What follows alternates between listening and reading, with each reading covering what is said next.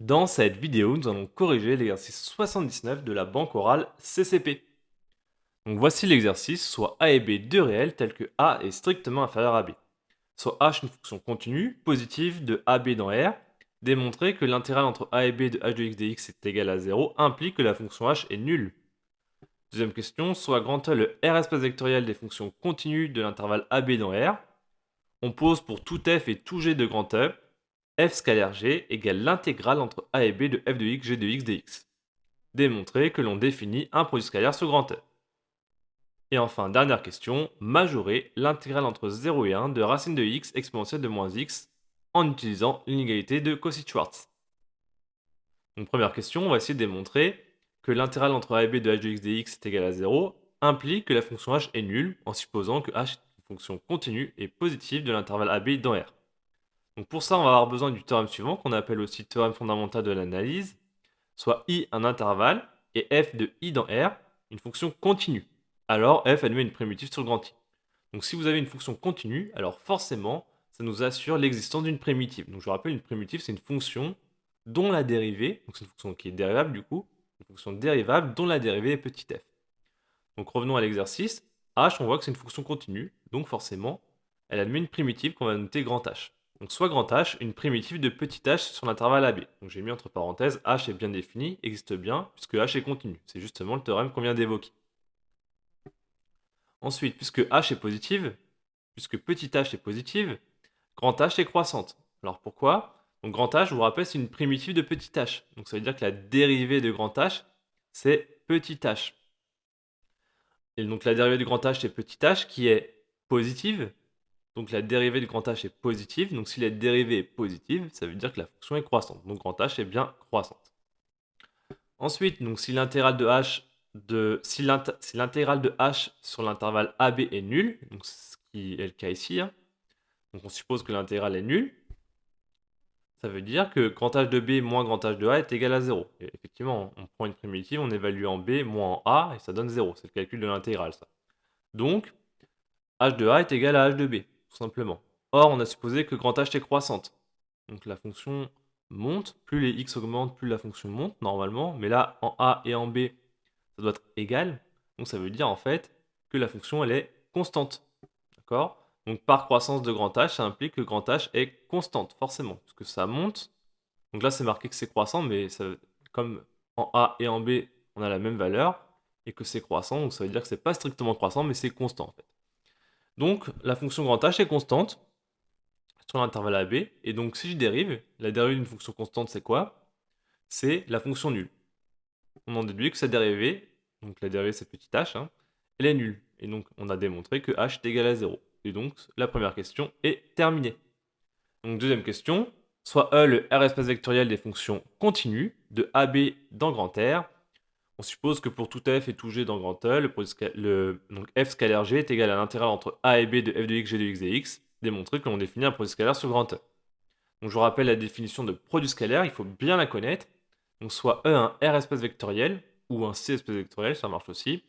Un produit scalaire sur grand E est une application de E croix E vers R, vérifiant. Donc bilinéaire, il faut que l'application soit bilinéaire. Donc ça veut dire quoi? Ça veut dire que pour tout réel lambda mu dans R, pour tout vecteur u, v, w dans grand E, lambda u plus mu v scalaire w est égal à lambda u scalaire w plus mu v scalaire w. Donc là, on a la linéarité à gauche. On voit bien que c'est linéaire par rapport à la variable de gauche. Donc, on a la même chose à droite, donc linéaire à droite, c'est-à-dire que u scalaire lambda v plus mu w est égal à lambda u scalaire v plus mu u scalaire w. Donc c'est pour ça qu'on dit bilinéaire, bi, 2, donc deux fois linéaire à gauche et linéaire à droite. Ensuite, il faut que l'application soit symétrique pour que ça définisse un produit scalaire. Donc pour tout u et v dans grand E, u scalaire v est égal à v scalaire u. Et en général, pour montrer la bilinéarité, ce qu'on fait, c'est qu'on montre d'abord que l'application est symétrique. Et comme c'est symétrique, il suffira de démontrer juste la linéarité à gauche pour avoir automatiquement la linéarité à droite, ou inversement. Donc il suffit juste de démontrer l'une des deux linéarités, soit à gauche ou à droite, pour avoir l'autre par symétrie. Défini. Donc pour tout u dans grand E, u scalaire u est égal à 0 implique que u est égal à 0. Et enfin positive, pour tout u dans grand E, u scalaire u supérieur ou égal à 0. Donc il faut bien vérifier ces 4 points pour bien définir un produit scalaire. Donc un produit scalaire, c'est une application bilinéaire, symétrique, définie, positive. Donc on revient à notre exercice. Donc on va commencer par montrer que l'application est symétrique. Donc on se donne f et g, deux fonctions de l'espace vectoriel grand E.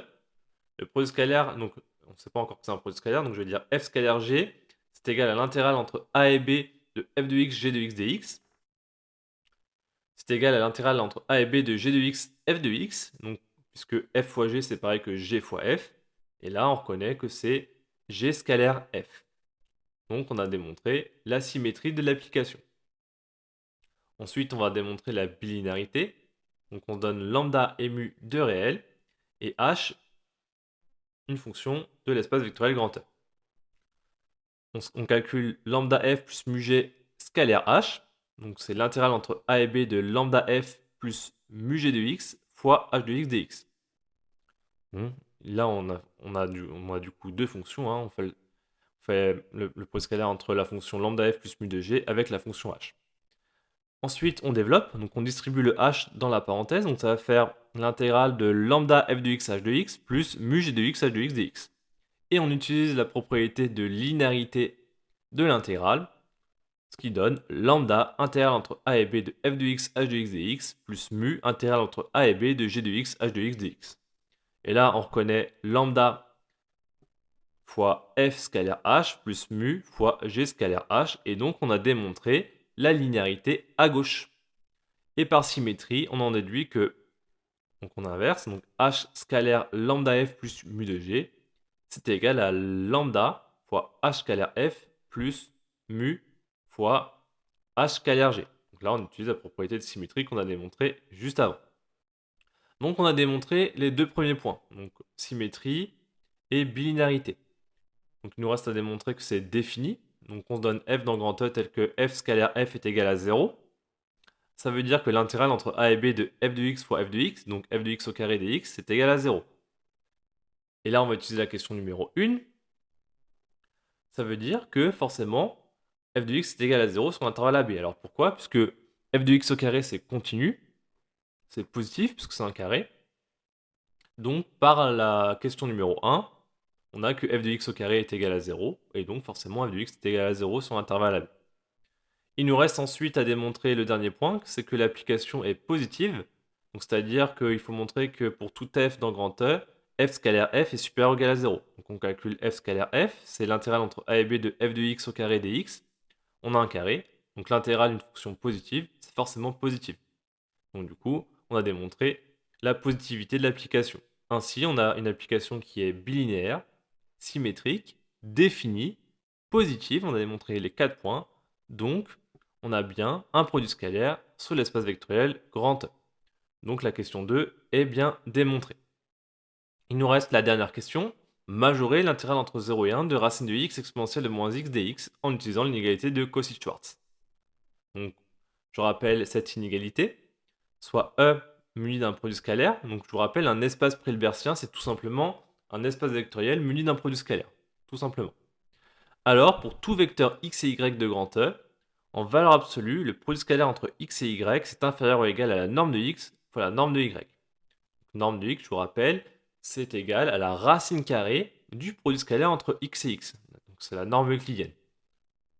Donc c'est parti, on va utiliser cette inégalité pour majorer ce qui nous est demandé.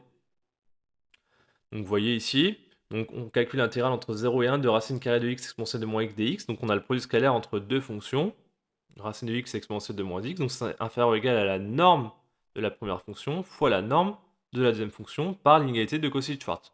Donc c'est ce qu'on utilise ici. Le premier facteur, c'est bien la norme de racine carrée de x, donc c'est la racine carrée du produit scalaire entre racine de x et racine de x. Et le deuxième facteur, c'est bien la racine carrée du produit scalaire entre exponentielle de moins x et exponentielle de moins x, donc c'est bien la norme d'exponentielle de moins x. Ensuite, on va calculer tout ça, donc racine carrée de x fois racine carrée de x, ça fait x, tout simplement, et exponentielle de moins x fois exponentielle de moins x, ça fait exponentielle de moins x au carré, ce qui fait exponentielle de moins 2x. Ensuite, on calcule les intégrales. Donc l'intégrale entre 0 et 1 de x dx. Donc on cherche une primitive. Une primitive de x, c'est 1 demi de x au carré entre 0 et 1. Et une primitive d'exponentielle de moins 2x, c'est moins 1 demi exponentielle de moins 2x entre 0 et 1. On remplace x par 1, puis par 0 et on fait la soustraction. Ce qui nous donne donc racine carrée de... Donc on remplace x par 1, ça fait 1 demi. Et en 0, ça fait 0. Et même chose ici avec l'exponentielle. Donc on remplace x par 1, ce qui fait moins 1 demi exponentielle de moins 2. Et on remplace x par 0. Alors on va faire moins et encore moins. Donc c'est pour ça que je mets plus directement. Exponentielle de 0, ça va faire 1. Et donc du coup, il restera 1 demi. Ensuite, racine carrée, donc on a un produit de racine carrée. Je vous rappelle, le produit de racine carrée, c'est la racine carrée du produit. Donc on va mettre tout ça sous une seule racine carrée. Et on va développer le 1/2, on le distribue sur les deux termes de la somme. Donc ce qui fait racine carrée de donc 1/2 fois moins 1/2, ce qui fait moins 1 quart exponentielle de moins 2. Et 1/2 fois 1/2, 1 quart. Et ensuite, on peut mettre sur le même dénominateur. Donc ce qui va nous donner moins exponentielle de moins 2 plus 1, le tout divisé par 4. Et la racine carrée de 4, ce qui fait 2. Donc c'est pour ça que je mets 2 directement au dénominateur. Et là, j'ai juste inversé. Le 1, je l'ai mis à gauche et moins exponentielle de moins 2 à droite. Et donc, on a réussi à trouver une majoration de l'intégrale qui nous est demandée.